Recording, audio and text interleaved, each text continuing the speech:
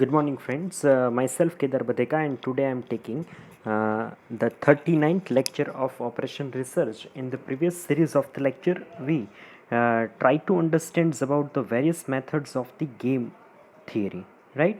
So, in the method of the game theory, we try to understand of algebraic methods. So what is happening in the algebraic methods? So in the previous series of the lecture we tried to understand about the algebraic method, the basic steps of the algebraic methods, and what is happening in the algebraic methods.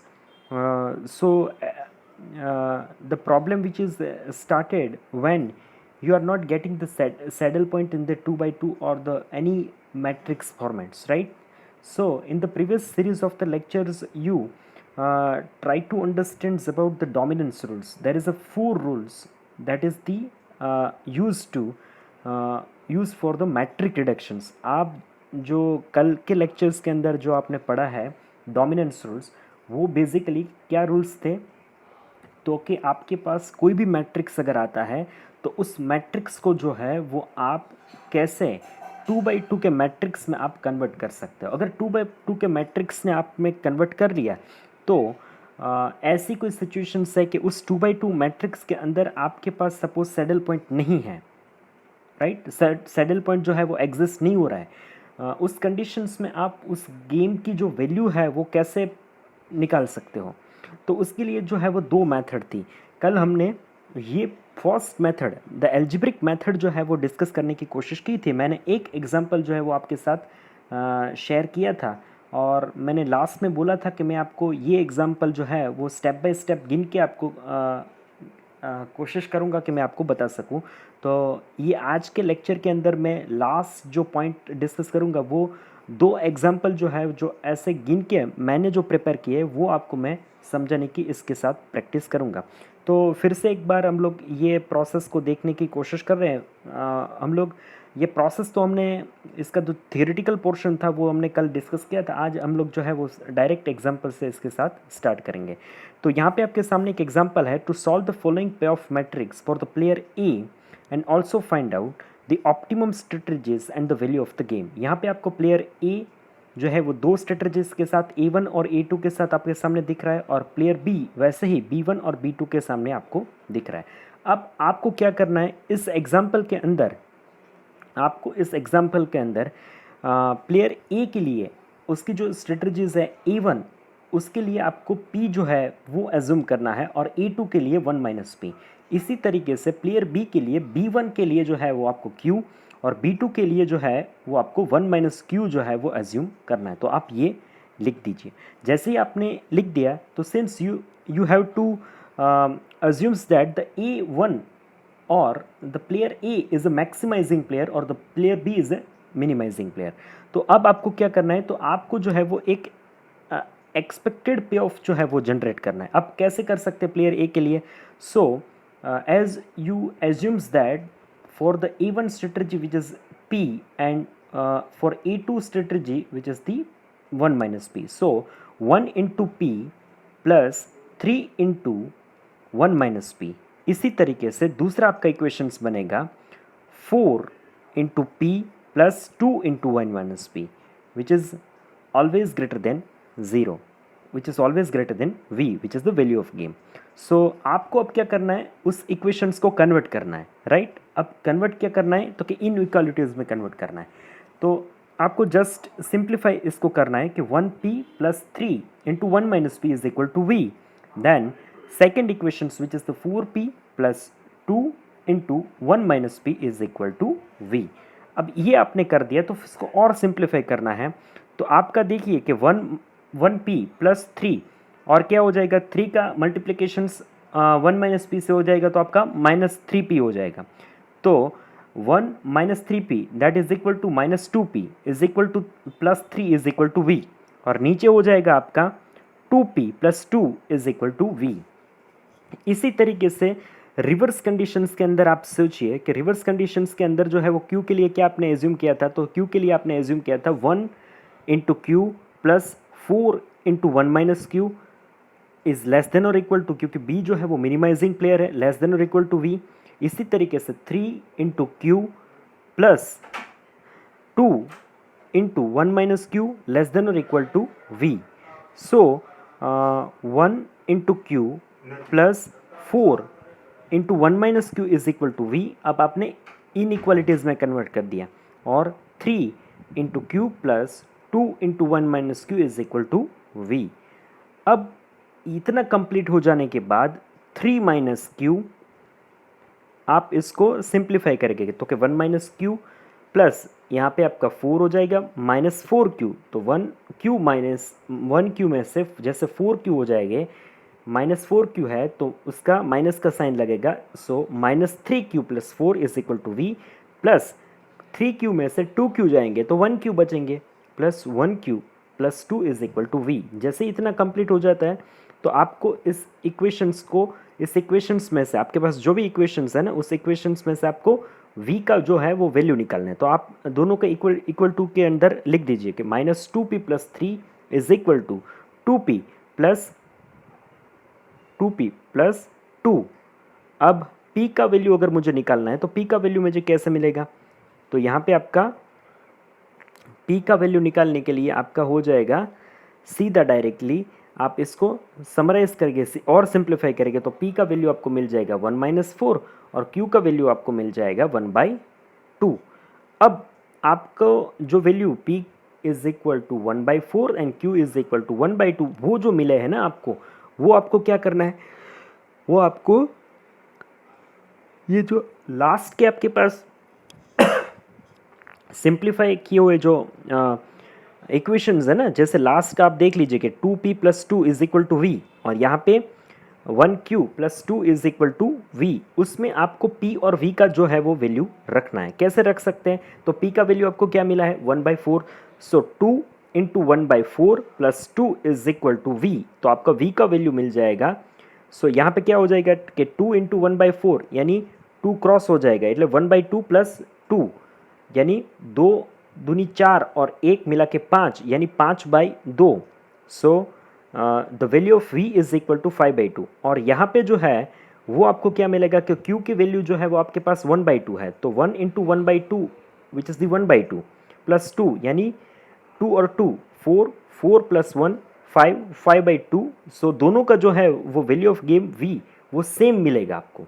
ये आपको याद रखना है. अगर आपको अलग अलग मिल रहा है p और वैल्यू ऑफ गेम जो है दोनों साइड अलग अलग मिल रहा है तो आपने कहीं इक्वेशंस के अंदर गलती की है. अगर सेम मिल रहा है that is a one kind of the direct indications that you are getting a right answer. Right, आप जो है वो सही जवाब जो है वो आपने अचीव कर लिया, वो आप यहाँ पे इनडायरेक्टली समझ सकते हैं. So value of game which is the v is equal to 5/2. तो यहाँ पे ये जो है वो आपके पास यहाँ पे इसका सॉल्यूशंस मिल गया. तो इसका एक ऑल अल्टरनेटिव मेथड्स है, पर मैं अल्टरनेटिव मेथड मैंने जैसे आपके साथ कल डिस्कस किया था वैसे ही मैं आपके साथ अभी भी डिस्कस कर रहा हूँ कि अल्टरनेटिव जो इसका मेथड्स है वो थोड़ा सा इसका इक्वेशंस थोड़ा सा कंपेरेटिवली बड़ा है और थोड़ा कन्फ्यूजिंग है. इसके बजाय ये जो मैंने मेथड अभी आपके साथ डिस्कस की है वो कंपेरेटिवली आपके साथ ईजी रहेगी. तो मैं यही आपको सजेशंस दूंगा कि आप यही मेथड से जाइए. सो अब आप ऐसे ही ये एग्जांपल को भी सॉल्व कर सकते हैं. जैसे A1 के लिए आपको P एज्यूम करना है और A2 के लिए 1 माइनस पी, जैसे B1 के लिए Q और B2 के लिए 1 माइनस क्यू जो है वो आपको एज्यूम करके इसका आप सॉल्यूशंस निकाल सकते हैं. यहाँ पे जो इसका सॉल्यूशंस दिए गए वो अल्टरनेटिव मेथड से दिए गए, पर आपको क्या करना है कि आपको जो अभी मैंने आपको सिखाया ना वो मेथड से आपका इसका सॉल्यूशन जो है वो निकालने की कोशिश करनी है. राइट, इक्वेशन सॉल्व करके, यानी इक्वेशन सॉल्व करना वो 8, 10, 10 स्टैंडर्ड्स का काम है. राइट, ये चीज़ ऐसा नहीं है कि किसी को डिफ़िकल्टी इस चीज़ में हो सकती है. जहाँ तक मैं सोचता हूँ हर एक स्टूडेंट जो है ये मेथड को फॉलो करके इसका सॉल्यूशन जो है वो इस मेथड से निकाल सकता है. तो आप इसको होमवर्क के अंदर जो है वो घर पे कोशिश करिएगा. अगर फिर भी आपको कोई डिफ़िकल्टीज़ आ रही है तो फिर हम लोग इसको सॉल्व करने की कोशिश करेंगे. फिर भी मैं आपको लास्ट में एक एग्जांपल जो हैंड रिटन मैंने उसको सॉल्व किया वो तो मैं आपको सिखा ही रहा हूँ. So this is the solutions of that method. ये जो है वो दूसरा एग्जांपल है, ये भी आप लिख लीजिए कि दूसरा एग्जांपल भी आपको अपने तौर पे जो है वो प्लेयर वन और प्लेयर बी, यही 2x2 का मैट्रिक्स है जो डोमिनेंस रूल से कन्वर्ट किया गया है, उस मैट्रिक्स को जो है वो आपको एल्जेब्रिक मेथड से जो है वो सॉल्व करने की कोशिश करनी है। अगर कोई आपको एल्जेब्रिक मेथड में सॉल्व करने में डिफ़िकल्टीज आ रही है तो फिर हम लोग करेंगे। बाकी जो फर्स्ट वाला मेथड्स है वो परफेक्ट मेथड है, वो वहाँ पे डिफ़िकल्टीज और एग्ज़ाम में कुछ प्रॉब्लम होने के चांसेस सबसे कम है, इसीलिए मैं आपको ये प्रेफर करवा रहा हूँ। तो यही ये जो एग्जांपल है वो भी आप अपने आप से घर पे सॉल्व करिएगा। अब नेक्स्ट मेथड जो है वो हम लोग आज डिस्कस करने जा रहे हैं, विच इज़ द एरिथमेटिक मेथड्स। और एरिथमेटिक मेथड जो है उसको ऑडमेंट मेथड भी जो है वो बोला जाता है। अब ये मेथड भी वैसे ही जैसे एल्जेब्रिक मेथड जो है जिस 2x2 मैट्रिक्स के ऊपर काम कर रही है, वैसे ही ये मेथड ऑडमेंट या फिर एरिथमेटिक ये भी जो है वो 2x2 का मैट्रिक्स जो आपको डोमिनेंस रूल से कन्वर्ट किया हुआ मिल रहा है, उस मेथड पे जो है वो आप उसको यूज़ कर सकते हैं। तो बेसिकली ये जो है इसको सॉल्व करने के बेसिकली 6 स्टेप्स हैं। तो उस 6 स्टेप्स जो है वो आपको यहाँ पे याद रखना है। तो कैसे स्टेप है? तो step number 1 which is about find out the difference of the two value of the first row. आपका जो फर्स्ट रो उसके डिफरेंस को आप निकालिए and neglecting the sign, sign को नेग्लेक्ट करना है, साइन को आपको यूज़ नहीं करना है, उसको उसको कैलकुलेशंस में नहीं लेना है। And put the difference against the second row of the matrix, उसको कहाँ पे लिखना है? फर्स्ट रो का डिफरेंस जो है वो आपको सेकेंड रो के सामने लिखना है। उसी तरीके से सेकेंड रो का जो सेकेंड स्टेप है, सेकेंड रो के जो दो एलिमेंट्स है उसके बीच का डिफरेंस आपको फर्स्ट रो के सामने लिखना है, साइन को नेग्लेक्ट करना है। अब स्टेप नंबर 3 क्या हो गया आपका? तो कि find out the difference of the two values of the first column. First column के जो डिफरेंस है वो आप फाइंड आउट करिए और आप उसको लिखिए सेकेंड कॉलम के नीचे, राइट आपको नेगेटिव साइन जो है वो नेग्लेक्ट करनी है और किसी भी साइन को नेग्लेक्ट करनी है। अब उसी तरीके से स्टेप 4 आपका हो गया कि स्टेप 4 के अंदर क्या हो जाएगा आपका? तो स्टेप 4 के अंदर आप दूसरे कॉलम का डिफरेंस लीजिए और उसको लिखिए पहले कॉलम के नीचे। तो ये चीज़ आपने कर दी, राइट। अब क्या करना है? तो आप स्टेप नंबर 5 पे पहुंच गए। तो स्टेप नंबर 5 जो है ये हमें ये बताता है कि you have to find out the probability of the each strategy which is dividing by the numerical value, right. अब आपको प्रोबेबिलिटीज फाइंड करनी है which is dividing by the numerical value which is found in the above steps. आपने जो भी above steps में वो find out किए उसको उससे जो है वो डिवाइड करके एक प्रोबेबिलिटी आपको फाइंड आउट करनी है। For that strategy by sum of the numerical value which is found as a player strategy। अब स्टेप 6 क्या है? तो कि लास्ट कैसे उसको प्रोबेबिलिटी से जो है वो वैल्यू ऑफ गेम आप फाइंड आउट कर सकते हैं। तो वैल्यू ऑफ गेम जो है वो फाइंड आउट करने के लिए आपको यहाँ पे इक्वेशन दिया गया है। तो कि v is equal to the पे of corresponding to strategy A1 into probability of the selecting that strategy, right, plus the payoff corresponding to the strategy A2 into the probability of the selecting strategy। जैसे ही आप इसको value put करोगे तो आप जो है उसका वैल्यू ऑफ गेम जो आपको मिल जाएगा। इसी तरीके से आप जो है वो वैल्यू ऑफ गेम जो है वो v जो है इस v जो है जैसे हमने A1 और A2 लिया, आप उसी तरीके से जो है वो B1 और B2 जो है वो लेके भी यहाँ पे आप उसका सॉल्यूशंस कर सकते हैं। तो अब इसका हम लोग एग्जांपल सॉल्व करने की कोशिश करेंगे। तो यहाँ पे आप देख लीजिए, आपके सामने एक एग्जांपल दिख रहा है। सॉल्व द फॉलोइंग पे of matrix for the player A and also find out the optimal strategies and the value of the game using the arithmetic methods। यहाँ पे आपको दो एग्जाम्पल दे गए, तो हम लोग पहले एग्जाम्पल के साथ जाएंगे। प्लेयर A1, प्लेयर A जो है वो A1 और A2 स्ट्रेटजी के साथ, प्लेयर B जो है वो B1 और B2 स्ट्रेटजी के साथ यहाँ पे है। और टेबल का वैल्यू 1 3 और 2 4 है उस 2x2 के अंदर। तो इसको हम लोग सॉल्व करने की कोशिश कर रहेंगे। तो आप देख लीजिए कि मैं क्या करूँगा कि मेरा स्टेप 1 जो रहेगा वो स्टेप नंबर 1 क्या था? तो आप पहला रो आप देख लीजिए, A1 वाला जो रो है उसको देख लीजिए, उसका डिफरेंस 1 और 4 उसके बीच का डिफरेंस कितना रहता है? 1 और 4 के बीच का डिफरेंस रहेगा आपको 3। अब 3 लिखना कहाँ है आपको, तो लिखना वहाँ है आपको फर्स्ट रो का डिफरेंस सेकंड रो के सामने। तो मैंने देख लीजिए कि सेकंड रो A2 उसके सामने जो है A2 के सामने मैंने 3 लिखा, जो डिफरेंस है किस रो का, फर्स्ट रो का। अब मैं क्या करूँगा कि सेकंड रो, तो सेकंड रो मेरी कौन सी थी, तो कि सेकंड रो के एलिमेंट जो है वो मेरा 3 और 2 है, उसके बीच का डिफरेंस क्या है, तो कि 1।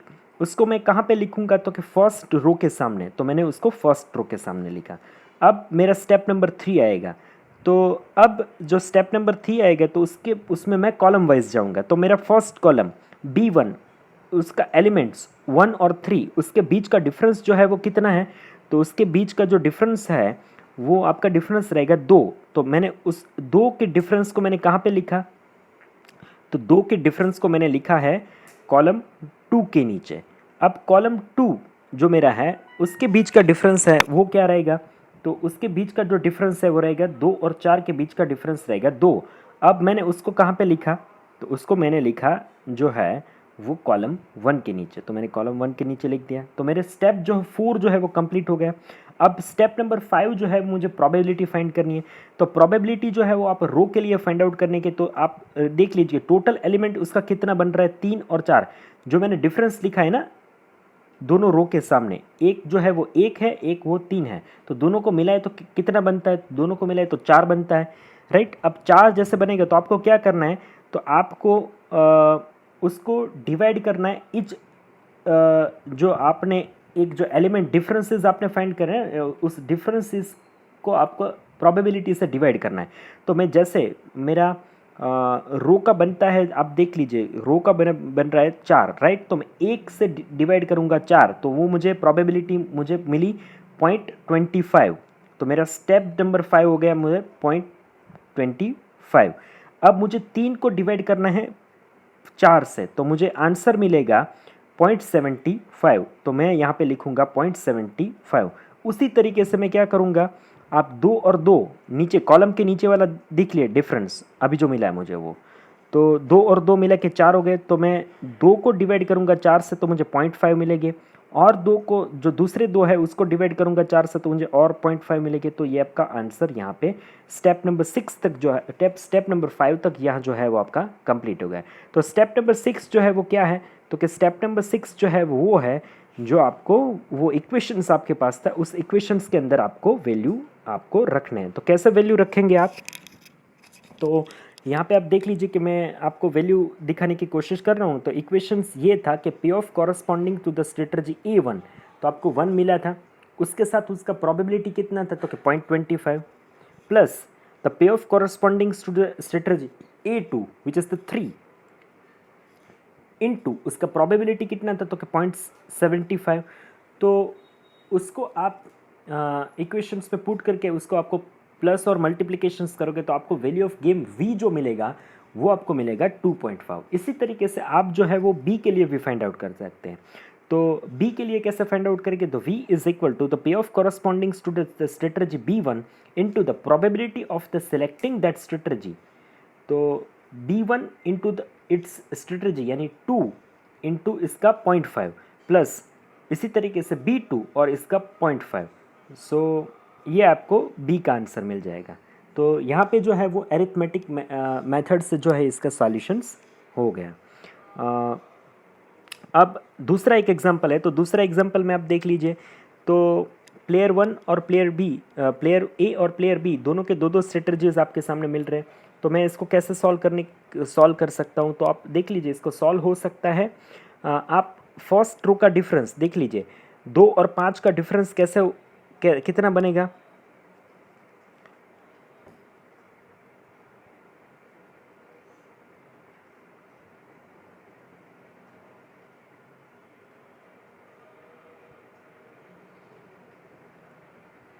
यानी 2 और 5 के बीच का डिफरेंस जो बनेगा वो, सॉरी यहाँ पे जो लिखा है ना वो पूरा आंसर जो है वो पहले वाला ही आंसर दे दिया है। यानी ये एक तरीके से एक गलत इंटरप्रिटेशंस हुआ है इसमें, क्योंकि इसका जो है वो डिफरेंस 1 हो ही नहीं सकता। यानी आप देख लीजिए, आपको स्टेप वही फॉलो करने, यहाँ पे सिर्फ प्रिंट मिस्टेक हुआ है। 2 और 5 के बीच का डिफरेंस होगा 3, तो 3 को आपको रो 2 के सामने लिखना है। और 1 और 4 उसके बीच का डिफरेंस 3, तो उसको आपको रो 1 के सामने लिखना है। देन स्टेप 4, 2 और 4 का डिफरेंस बनेगा आपका 2 को लिखना है आपको कॉलम 2 के नीचे, राइट। और 1 और 5 उसके नीचे, उसके बीच का डिफरेंस 4, तो 4 आपको लिखना है कॉलम 1 के नीचे। जैसे ही वो लिख दिया तो आपको 3 और 3 6 हो जाएंगे, तो 6 which is the 6 divide by 3 divide by 6 which is the 0.5, तो आपका 0.5 मिल गया। Then 6 divide by 3 which is the 0.5, यानी स्टेप 5 आपका रो साइड हो गया। अब मुझे करना है यहाँ पे 6 which is divided by 4 which is the 0.67 and 2 divided by 6 which is the 0.33। तो आपको सेम, अब जैसे ही इतना आपको मिल जाएगा तो स्टेप नंबर 6 में चले जाइए, और 6 में से जो है वो आप उसका आंसर निकाल सकते हैं। जैसे आपके पास इक्वेशंस है v is equal to p of corresponding strategy A1 which is the 3 into उसकी प्रोबेबिलिटी जो आपकी बन जाएगी वो 0.5 प्लस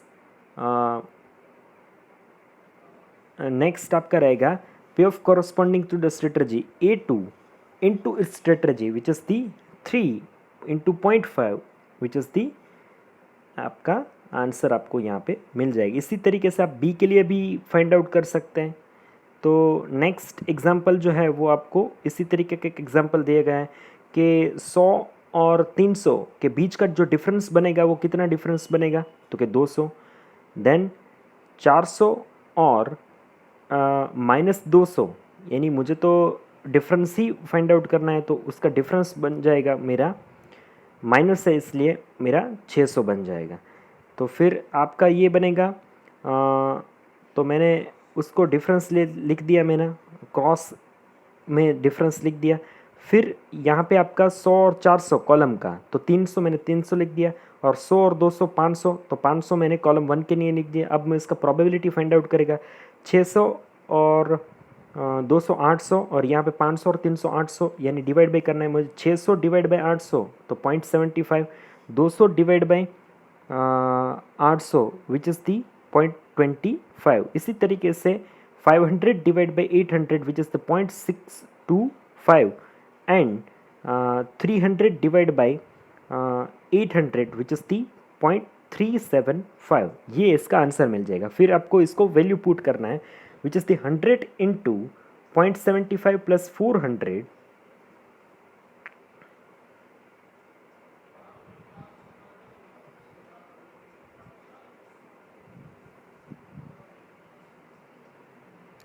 राइट। आपको यहाँ पे वो स्टेप नहीं लिखना है, यहाँ पे एक चीज़ ये थोड़ा फोकसली इसको देखिएगा कि आपको जब इक्वेशंस में वैल्यू पुट करें तो कौन सा वैल्यू पुट करना है। The p of corresponding to the strategy A1 which is the, यहाँ पे आपका बन जाएगा 100 इंटू 0.75 प्लस 400 इंटू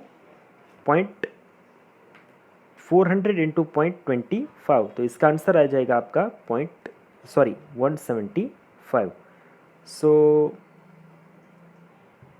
ये आपके पास और एग्जांपल है, तो ये एग्जांपल के अंदर जो है वो आपको क्या करना है, तो एक आपके सामने एग्जांपल दिया गया है, तो उस एग्जांपल को जो है वो आपको पहले जो है वो डोमिनेंस रूल से उसको 2/2 में कन्वर्ट करना है।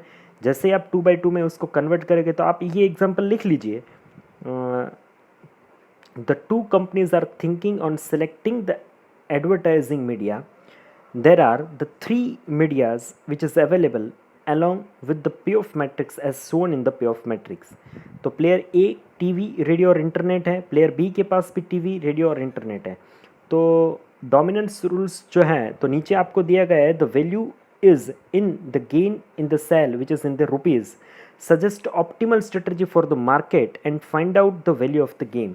यानी आप जो है वो किसी मेथड को जो है वो आपको प्रिफर नहीं किया गया है, आप इसको एल्जेब्रिक या फिर एरिथमेटिक दोनों से सॉल्व कर सकते हैं। पर दोनों से सॉल्व करने के लिए जो है वो आपको सबसे पहले क्या चाहिए, तो सबसे पहले आपको चाहिए इसको 2/2 मैट्रिक्स के अंदर आपको इसको कन्वर्ट करना पड़ेगा। तो ऐसी रो फर्स्ट ऑफ ऑल आप जो है वो फाइंड आउट करिए जो दूसरे के कंपैरिजन में छोटा है। राइट। तो ऐसी रो मुझे जो है वो फाइंड आउट करनी है। तो आप देख लीजिए कि 450 के कंपैरिजन में 150 जो है वो, हाँ 450 के कंपैरिजन में 0 जो है वो तो उसके छोटे हैं, 100 के कंपैरिजन में 75 छोटे हैं, और 250 के कंपैरिजन में जो है वो 500 जो है वो छोटे हैं। तो मैंने उसका बीच वाला जो रो था वो उसको निकाल दिया। अब मुझे एक कॉलम निकालना है। तो कॉलम निकालने के लिए मुझे क्या करना पड़ेगा, जो सबसे बड़ा कॉलम है वो मुझे निकालना पड़ेगा। तो किसी के साथ मुझे कंपैरिजन में जाना पड़ेगा। तो मुझे देखना पड़ेगा कि -400 से जो है वो -400 से जो है वो +150 बड़े हैं, और 250 से जो है वो 450 बड़े हैं। तो 250 और 450 वाला यानी फर्स्ट कॉलम जो है वो मेरा रिमूव हो जाएगा। अब मुझे मिल गया यहाँ पे 2x2 का मैट्रिक्स। तो मैं क्या करूँगा, अब मुझे डिफरेंस लेने हैं। तो कि 400 और 200 के बीच का डिफरेंस हो गया 600, राइट, माइनस थे इसलिए। और 250, 100 और 250 के डिफरेंस हो गया मुझे 150। फिर यहाँ पे मैंने वो क्रॉस लिख दिया, जैसे 100 और 200 का 100 लिख दिया मैंने कॉलम 2 के नीचे, और 250 और 400 के डिफरेंस जो हो गया मुझे 650, तो मैंने कॉलम 1 के नीचे लिख दिया। अब मैं क्या करूँगा, तो मुझे प्रोबेबिलिटी फाइंड आउट करनी है। तो 750 यहाँ पे 750, 150 डिवाइड बाई 150 डिवाइड बाई 750, और यहाँ पे 600 डिवाइड बाई 750। तो आपको जो आंसर मिल जाएगा, आपको कैसे करना है, तो उसको इक्वेशंस के अंदर पुट करना है कि 200 इंटू 1/5 प्लस 100 इंटू 4/5। तो वो जो आपको 120 रुपीज़ मिल जाएगा वो आपको रुपीज़ के अंदर मिलेंगे। तो ये इसका जो है वो सॉल्यूशंस हो गया।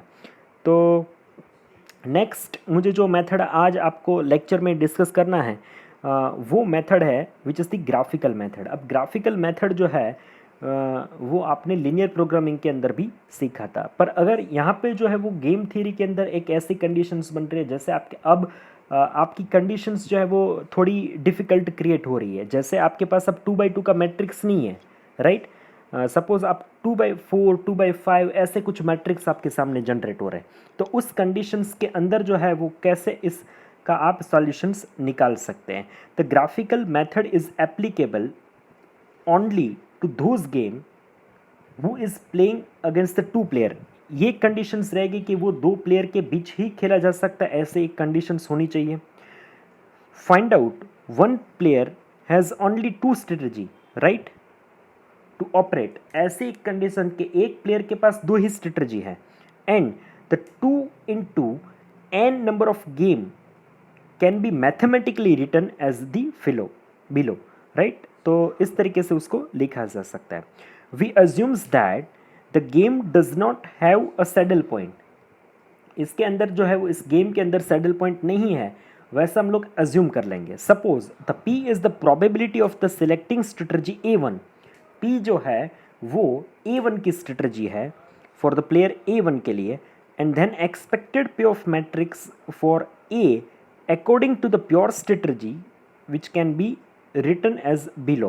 So the B is the pure strategy, so B1 B2 B3 B4 B2n जहाँ तक जो है वो लिख देंगे। अब उसको क्या करेंगे, तो कि A11 into P plus A21 into 1 minus P, उसको हम लोग सॉल्व करते जाएंगे। अब जो भी वैल्यू मिलेगी तो उसको जो है वो हम लोग सॉल्यूशंस करेंगे। सॉरी ये बाय मिस्टेक यहाँ पे थोड़ा उल्टा आया है, तो इसको तो ज़रूरत नहीं है, इसका तो थियोरेटिकल पोर्शंस। अब मैं जैसे आगे जाऊंगा तो वो आपको एक प्रॉपर वे में जो है वो मैं आपको दिखा सकता हूँ। सॉरी ये जो मेथड है हम लोग मेरे पास जो फोटोग्राफ्स है वो उल्टे फोटोग्राफ्स है, यानी इसको जो है वो हम लोग नेक्स्ट लेक्चर के अंदर ही डिस्कस करने की कोशिश करेंगे। मुझे थोड़ा फोटोग्राफ्स जो है वो रोटेट करने पड़ेंगे जिससे मैं आपको प्रॉपरली जो है वो समझा सकूं। डिफ़िकल्ट मेथड नहीं है। इसके बाद जो है वो 2 ही मेथड जो बहुत छोटे छोटे, एक तो बच जाएगा लीनियर प्रोग्रामिंग मेथड गेम के अंदर, और एक इटरेटिव मेथड। तो अब नेक्स्ट लेक्चर जब होगा उसके अंदर जो है वो अपना गेम थ्योरी जो है वो कंप्लीट हो जाएगा। उसके बाद जो हम लोग नेक्स्ट चैप्टर स्टार्ट करेंगे विच is about the queuing theory, right. अब नेक्स्ट एक लेक्चर इसके अंदर गेम थ्योरी के अंदर जाएगा, उसके बाद जो है वो पूरा प्रोसेस ख़त्म हो जाएगा। तो आपका गेम थियरी के जो वेटेज जिसका 7 से लेके 10 मार्क तक का वेटेज है वो यहाँ पे आपके पास ख़त्म हो जाएगा। हाँ, ये मुझे खास आपको दिखाना था, तो ये मैं आपको दिखाने की कोशिश कर रहा हूँ कि यहाँ पे जो मैंने एल्जेब्रिक मेथड से जो सॉल्यूशंस किया था, तो आप देख सकते हैं कि मेरे पास जो एग्ज़ाम्पल था वो मैंने आपको यहाँ पे लिख के गिनवाने की कोशिश की है। तो आप देख लीजिए कि मैंने रो के सामने p एज्यूम किया है, फर्स्ट रो के सामने, सेकंड रो के सामने 1 माइनस पी, फर्स्ट कॉलम के नीचे q, सेकंड कॉलम के नीचे 1 माइनस क्यू, उसको मैंने इक्वेशंस के फॉर्म में लिखा है। देखिए आप 1 का मैंने मल्टीप्लिकेशन p के साथ किया, 3 का मैंने 1 माइनस पी के साथ, विच इज़ उसको इक्वेशंस में मैं कन्वर्ट करता गया। So the 1p plus 3 into 1 minus P which is always greater than 0, क्योंकि ए जो है वो मैक्सिमाइजिंग प्लेयर है। उसी तरीके से मैंने सेकेंड इक्वेशंस लिखा 4 into P plus 2 into 1 minus P.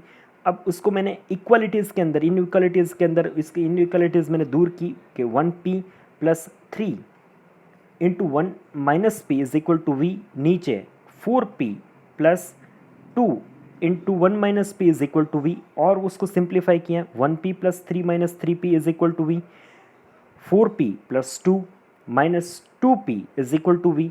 तो आपका इसको सिंप्लीफाई और सिंप्लीफाई करेंगे तो क्या हो जाएगा कि 1p में से माइनस 3p जो है जाएंगे तो माइनस 2p बचेंगे, तो minus 2p plus 3 is equal to we, और नीचे आपका बचेगा 4p में से 2p जाएंगे तो 2p plus 2 is equal to we.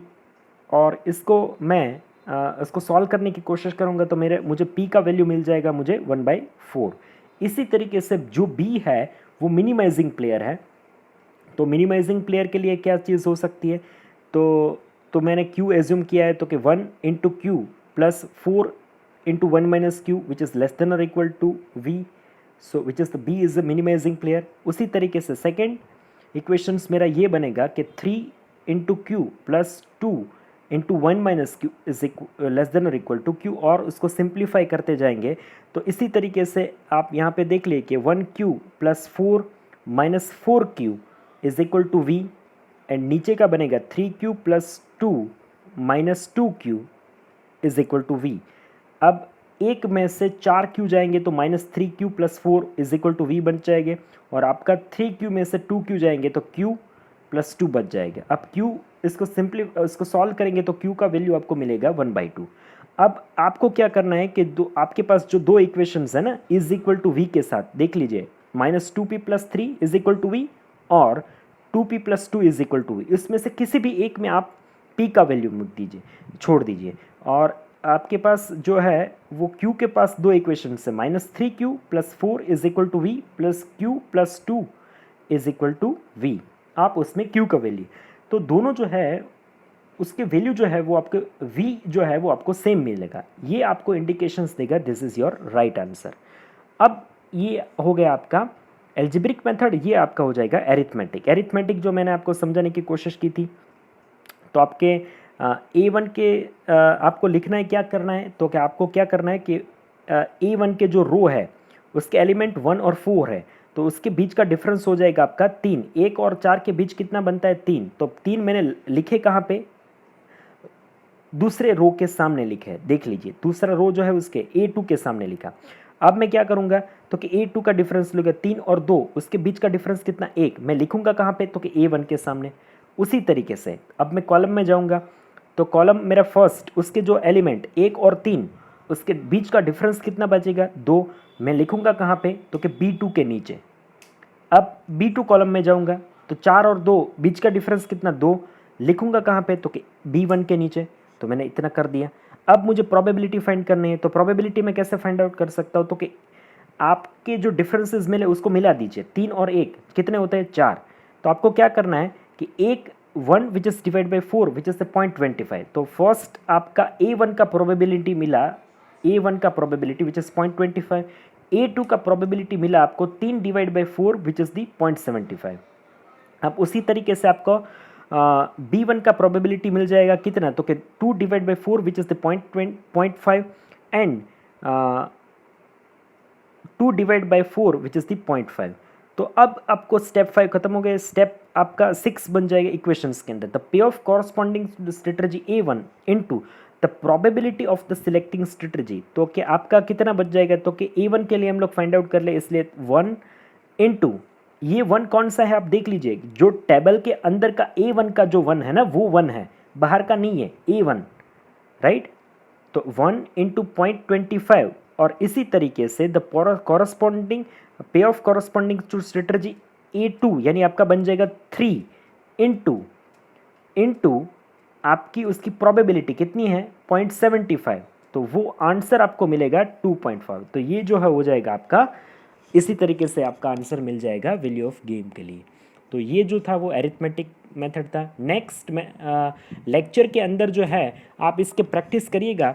काफ़ी सारे एग्जांपल्स जो है वो बुक्स के अंदर है, मैंने बुक्स भी आपको दिया हुआ है, राइट। उसमें से आप जो है वो सम लेके उसको आप प्रैक्टिस कर सकते हैं। फिर भी अब डिफ़िकल्टीज़ है तो मुझे कमेंट सेक्शंस में या फिर व्हाट्सअप के थ्रू जो है वो आपके क्वेश्चंस मुझे पूछ सकते हैं। नेक्स्ट लेक्चर के अंदर हम लोग graphical method, linear programming method और इटरेटिव मेथड को सॉल्व करने की कोशिश करेंगे। तीनों छोटे छोटे मेथड्स हैं, एक लेक्चर के अंदर खत्म हो जाएंगे। नेक्स्ट लेक्चर के अंदर आपका गेम थियरी जो है वो कंप्लीट हो जाएगा। उसके बाद हम लोग नया चैप्टर स्टार्ट करेंगे। फिर भी आज के लेक्चर में अगर किसी को डिफ़िकल्टीज़ है तो आप मुझे कभी भी पूछ सकते हैं।